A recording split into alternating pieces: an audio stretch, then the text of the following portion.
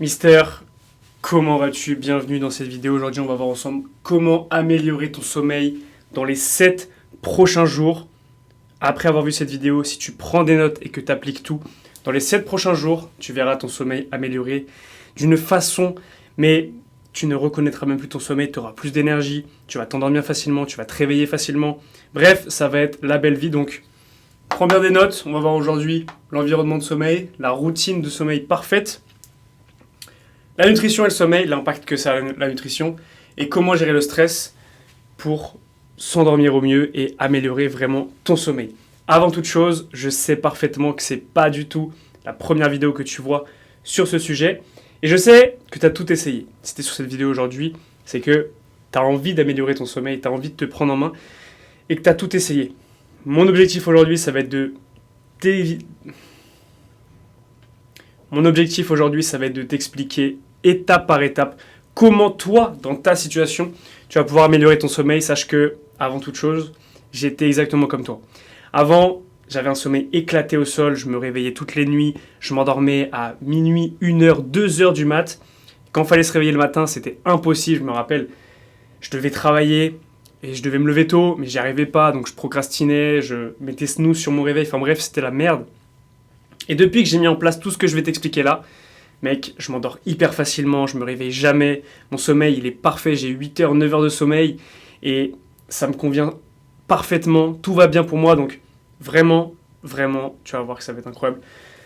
J'ai juste mes petites notes ici et on va commencer sans plus attendre. Donc déjà, aujourd'hui, ce que je vais t'expliquer, c'est que si tu veux vraiment prendre en main ton sommeil, t'as pas besoin de prendre 36 compléments, t'as pas besoin d'acheter des matelas à mémoire de forme, t'as pas besoin de faire je ne sais quelle technique, non.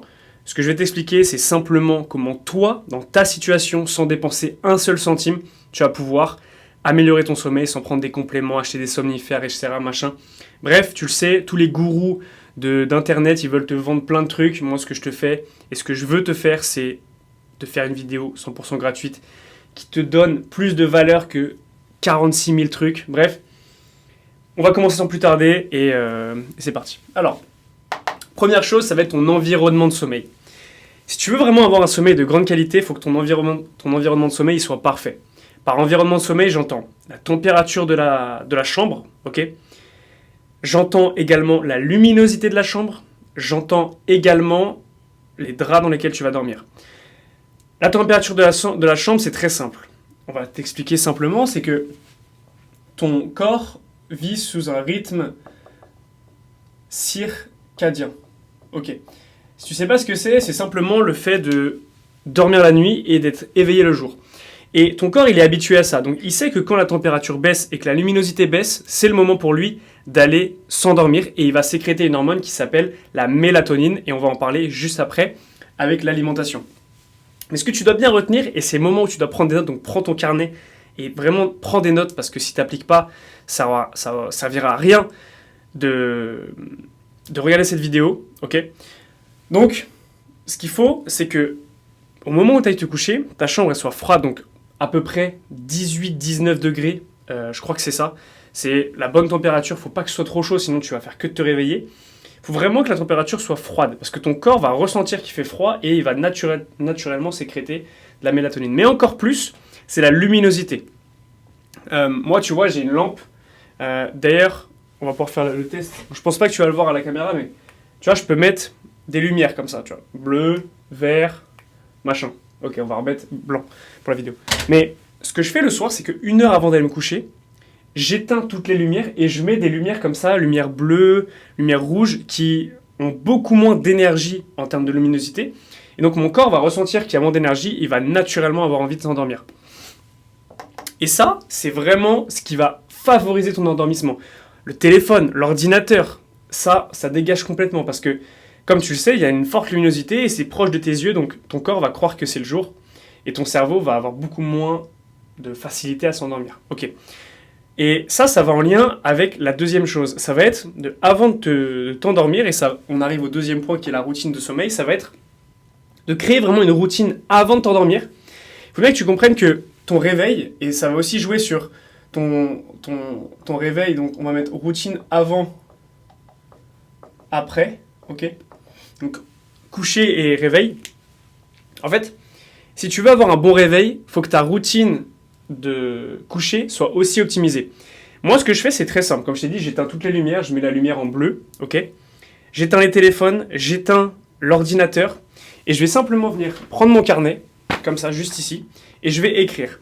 Je vais écrire et je vais me poser, ou je vais lire, tu vois, je vais lire un peu un livre. Là, en ce moment, je suis en train de lire Happy Sexy Millionnaire de Steven Bartlett, si je ne me trompe pas. Et c'est incroyable parce que tu vas vraiment ralentir ton cerveau. Et on va venir au point juste après, c'est les ondes cérébrales. Ok. Là, tu te dis, putain, mais Alexis, c'est quoi les ondes cérébrales? Moi, je comprends rien. Je vais te mettre un graphique juste ici pour que tu puisses bien comprendre. Les ondes cérébrales, c'est simplement, ça reflète l'état de conscience de ton cerveau en fonction des ondes cérébrales qu'il émet. La plupart du temps, comme là actuellement, je suis en onde bêta de haute fréquence. C'est une onde où ton cerveau est dans un état vigilant et il est prêt à capter ce qui se passe dans ton environnement.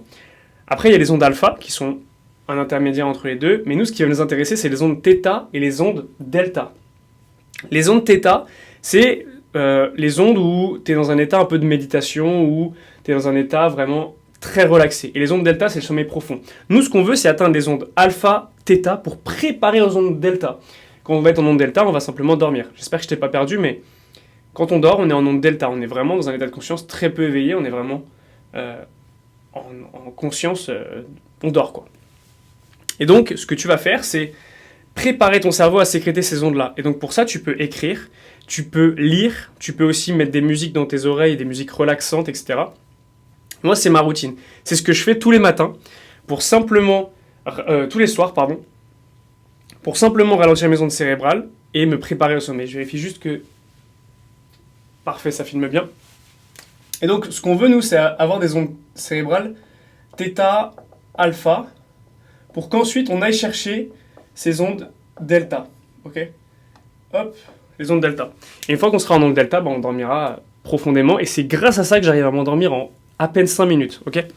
Donc, pour la routine du soir, c'est ça. Pour la routine du matin, c'est très simple. Déjà, encore une fois, pas de téléphone dès le matin. Donc ça, c'est plus lié à la dopamine, système dopaminergique. Ça veut dire que une fois que tu te réveilles, ton cerveau... Et c'est aussi pour ça que je te fais des vidéos hyper raw, il n'y a pas de cut. Parce que ce que je veux, c'est préserver ta dopamine et c'est faire en sorte de t'apporter un maximum de valeur sans détruire ta dopamine et sans détruire ton cerveau. Quand tu vas te réveiller dès le matin, si tu te mets à juste ouvrir ton téléphone et même regarder, pas forcément scroller, mais juste regarder la météo ou peu importe, tu vas sécréter énormément de dopamine et après tu vas avoir moins de motivation. Mais ce que tu dois faire, c'est juste te réveiller, prendre le soleil, boire de l'eau, mec. Boire de l'eau. Le matin, on est déshydraté et c'est pour ça qu'on a envie de se recoucher et c'est pour ça que quand tu te réveilles, tu es fatigué. C'est que tu es déshydraté. La première chose que tu dois faire, c'est te réveiller et boire 50 centilitres, 1 litre d'eau directement. Oui, mais Alexis, c'est pas agréable. Mec, bois de l'eau tous les jours et tu verras qu'au bout d'un moment, ça sera totalement facile pour toi de boire de l'eau.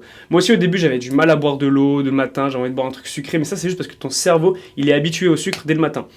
Commence à boire de l'eau. Au début, au pire, bois du thé ou quelque chose un peu plus fort, mais après, bois de l'eau, vraiment, dès le matin, 1 litre, boum, ça te réveille, ça te met en... T'es réveillé et tu peux attaquer la journée facilement, ok? C'est parti, tu vas faire ça. Ensuite, on a quoi? Donc on a dit de boire de l'eau, de prendre le soleil et méditer 10-15 minutes. Pourquoi méditer 10-15 minutes, Alexis, on vient de dormir? Parce que tu viens de dormir et ton cerveau, il passe de endormissement directement à l'état de réveil hyper haut. Et ça, c'est grâce au cortisol. Alors je sais pas si tu vas voir, mais je te le mets là. Cortisol. C'est justement l'hormone qui va te permettre de te réveiller. Si tu veux, c'est un petit peu l'inverse de la mélatonine. Et donc, à ce moment-là, tu vas avoir un gros pic de cortisol. Et donc, méditer 10-15 minutes, ça va permettre de te recentrer, de te refocus, de reset ta dopamine et de vraiment te remettre dans un état apte à travailler et à être productif, tout simplement. Donc, je te le mets juste ici. Boum, je vais te le mettre là. Alors, c'est un peu le bordel, mais je vais te mettre. Donc, on a dit 1 litre d'eau. On a dit lumière. Donc, le mieux, c'est de se mettre dehors s'il fait beau, si c'est l'été. Et on a dit tout simplement de méditer. Hop. Alors, je te demande pas de méditer 1 heure, tu vas méditer 10 minutes. Voilà, tac. Et tu vas faire ça. et tu vas voir que ta journée va se dérouler de la meilleure façon. Tu peux aussi, si jamais tu as très peu de sommeil, tu peux faire une petite sieste de 20 minutes à 13 heures. Tu vois, moi je fais ça souvent. J'aime bien parce qu'en fait, ça va te permettre de redormir un petit peu et tu vas récupérer parce qu'en fait, tu vas prendre juste 20 minutes. En fait, un cycle de sommeil, ça fait à peu près comme ça, un truc comme ça, je crois. Et en gros, tu vas direct être en phase delta, du coup, en phase profonde, et après, tu vas rêver. Et donc, en fait, tu vas juste récupérer pendant 20 minutes, quoi. Donc ça, c'est incroyable à faire. Ok, parfait. Troisième point, pardon, la nutrition et le sommeil. Alors, il y a plusieurs choses que j'avais notées, et d'ailleurs, je les ai mis juste ici. Tac. Ça va être de... Bah déjà, je disais, au réveil, ça fait un peu la transition, c'est de boire 1 litre d'eau au réveil. Alors, le café. Le café, comme tu le sais, ça augmente ton cortisol. Parce que c'est un agoniste des récepteurs à l'adénosine, ok, qui est simplement, en fait, c'est l'adénosine qui va créer le cortisol. Et en fait, le café, c'est la même molécule que l'adénosine, et donc ça va simuler l'adénosine, et ça va augmenter le cortisol. Donc c'est pour ça que tu as ce pic de motivation, de stress, d'énergie. Ok. Et donc, si tu en prends avant de dormir, ou si tu en prends, on va dire, après 15-16 heures, c'est très mauvais parce que tu vas avoir ton cortisol qui va être trop haut. Et comme tu le sais, cortisol, c'est l'inverse de la mélatonine. Je vais te remettre tout ça parce que je pense que tu vois rien. Hop, alors on a dit adénosine. Putain, je suis mort, ça part en cours de SVT. Adénosine qui fait le cortisol, qui est l'inverse, tout simplement, de la mélatonine. Et donc, égale stress, entre guillemets, égale sommeil. Et donc, tu peux pas être stressé et être en phase de sommeil en même temps. Adénosine, café. Ok, et c'est pareil pour le thé. Hein. C'est pareil pour le thé. Ok, donc, pas de café après 15-16 heures. Je pense que tu le sais, d'ailleurs, moi, je prends plus du tout de café, ça sert vraiment à rien. C'est plus du bullshit qu'autre chose, franchement. Je prends juste un café quand je suis avec un pote, justement, dans un café.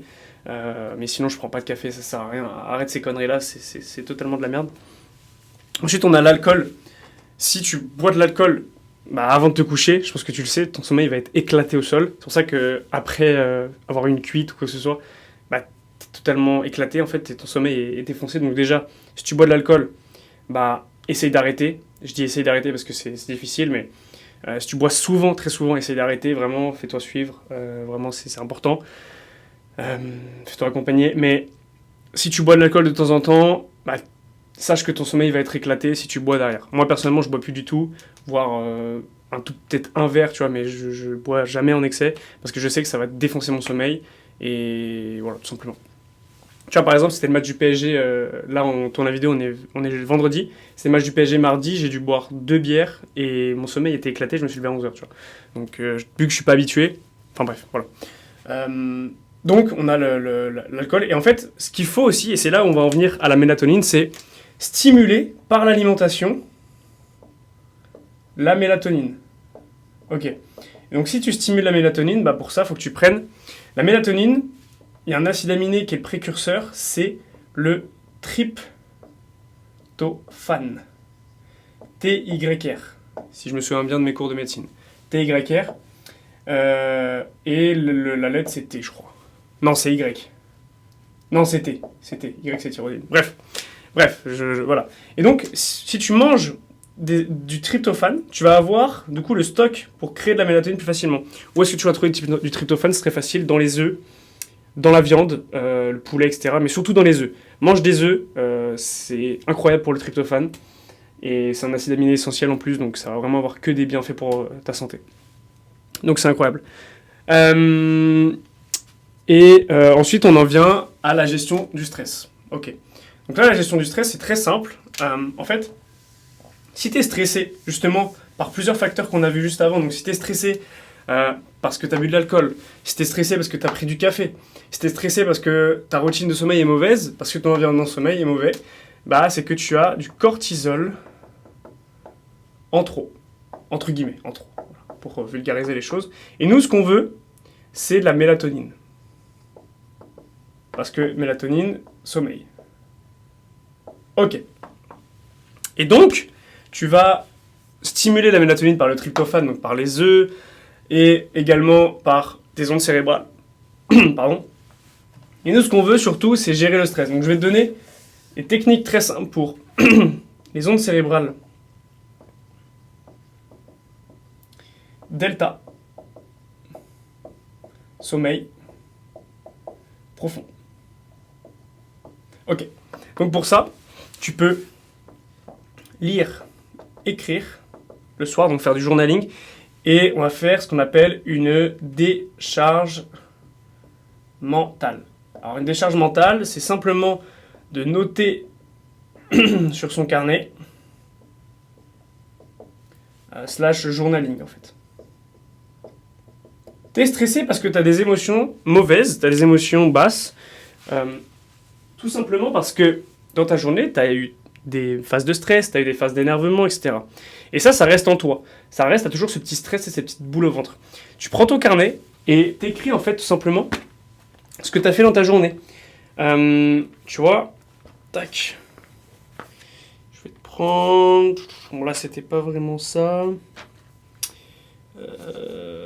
Tu vois, là j'ai écrit, ça me pète les couilles de m'être levé à 11h. J'aurais jamais dû me lever à 11h, tu vois.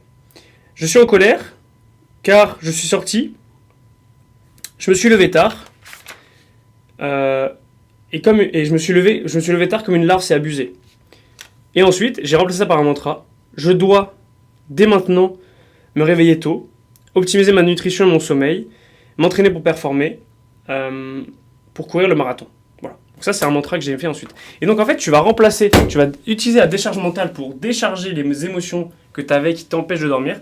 Et ensuite, tu vas les remplacer par de la gratitude, par des mantras. Tu vois. Et ça, c'est important, les mantras, parce que les mantras, c'est ce que tu t'engages. Par exemple, dans certaines religions, on te dit ne fais pas ça parce que tu vas aller en enfer. Et donc, tellement dans ta tête, tu penses que tu vas aller en enfer, t'as pas envie de le faire.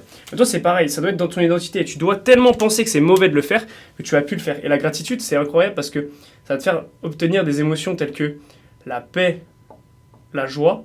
Et ça va te faire que tu vas t'endormir beaucoup plus facilement. Ça va aussi ralentir tes ondes cérébrales juste ici. Et donc, tu vas t'endormir beaucoup plus facilement. Ok ? Et pour ça, il y a une technique qui est très utilisée. Je t'en ai parlé dans ma vidéo sur le stress chronique. D'ailleurs, tu peux aller la voir juste ici. C'est la cohérence cardiaque. Donc, si tu veux avoir les détails de la cohérence cardiaque, je t'invite à aller voir la vidéo sur le stress chronique, parce que je ne vais pas tout redétailler ici. Mais c'est très simple, c'est t'inspires à fond et tu expires à fond pendant 5 minutes. Ça va grandement réduire ton stress et ça va favoriser. Et donc, tu vas pouvoir dormir comme un bébé. Voilà. Donc, tu vas faire comme ça pendant 5 minutes avant de t'endormir. Ça prend 5 minutes, mec. Arrête tes conneries. Et tout ira mieux pour toi. Voilà. Et écoute. C'est parfait. J'espère que cette vidéo t'a plu. Si c'est le cas, like, abonne-toi. Et si tu veux atteindre la santé d'un athlète professionnel sans prendre des compléments ou autre bullshit, je t'explique dans la description, dans une vidéo, les 3 étapes qui m'ont permis d'atteindre la santé d'un athlète professionnel. Régale-toi, 100% gratuit. Et mec, à très vite. C'était Alex.